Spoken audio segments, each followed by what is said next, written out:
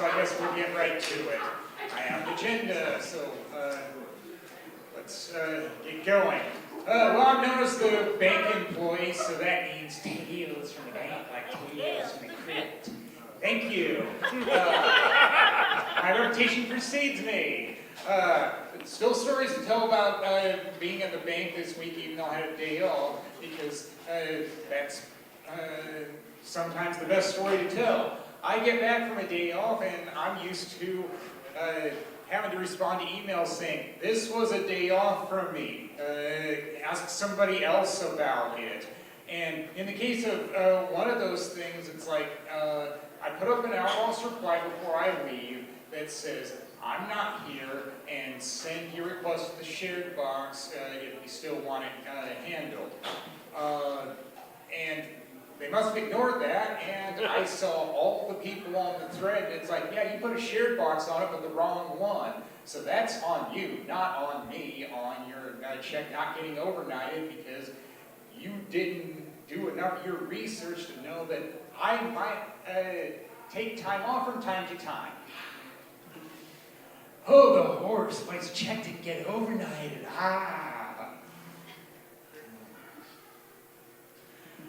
Yes, and the day off itself, I still did plenty on it besides just the dental appointment. I actually was felt more comfortable being me after it was done because, of course, I like being on time anywhere. Who doesn't? There was one idiot that felt like it was a good idea to step into the elevator right before it was going to leave for my appointment and ask how to get somewhere else in the building. And I think he said number 2, we were on the ground floor. There's an escalator in the building. Well, you go up one floor on the escalator and ask the front desk, ask the security guards instead of me. But no, actually what I ended up saying to him is, I need to get somewhere, sorry I can't help you, and that was it. But after the appointment, I went over to Rice Park. Yeah, my appointment was downtown, and I noticed they had a Christmas tree up already, even before Thanksgiving, and I was getting pictures of it. It looked really cool. And then somebody asked me to get a picture of them on a camera phone. It's like, yeah. And I noticed, oh, it's the Charlie Brown and Snoopy Grondstadt. It's like, oh, even better. I'm a big fan of that. And then after that, I said, well, there's 6 more in this other part. You want pictures of those 2? And it's like, yeah, we'll do that. And I know he didn't speak perfect English because all he kept saying was, sorry. And it's like, and then I said, it's my day off. And it's like, you don't work? It's like, no, I don't work today. And then at some point, there was a passerby, and it sounded like he was pointing and said, do you want a picture of your fuck man? And it's like, yeah, I think that said right there limited English, because I remember reading something in a college class that interviewed somebody with limited English, and there were only 2 things he ended up saying, John Wayne and fucky. That must have been in the 70s when John Wayne was still doing movies, is all I can think when that was written. But yeah, as long as I live life and pay attention, I've got things to talk about.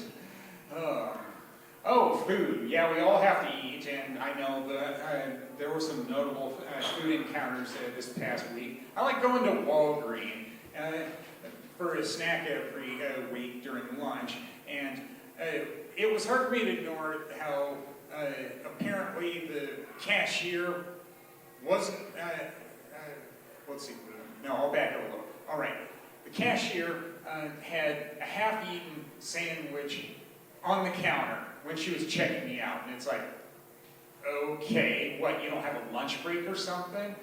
And I didn't say anything about that. I just wanted to get back to work. But she did say something about what I was getting. I got one of those ice cream candy bars, and she said, you like those, huh? Yeah, why else would I get one?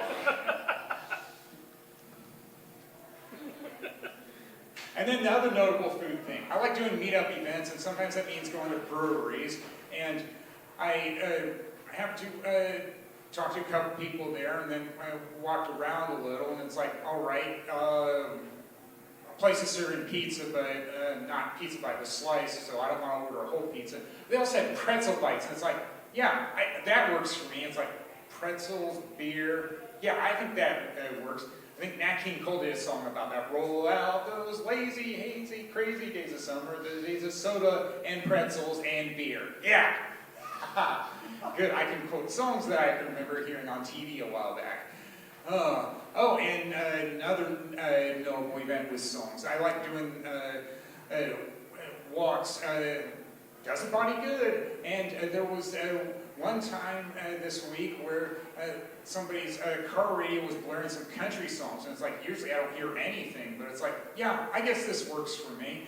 It was Amarillo by Morning and Always on My Mind. And I felt like telling them, keep it going. And it's like, oh no, I'll just keep going myself. I mean, I usually don't shout approval about somebody's car radio. It's like, I come in peace. I'll just let you do your thing.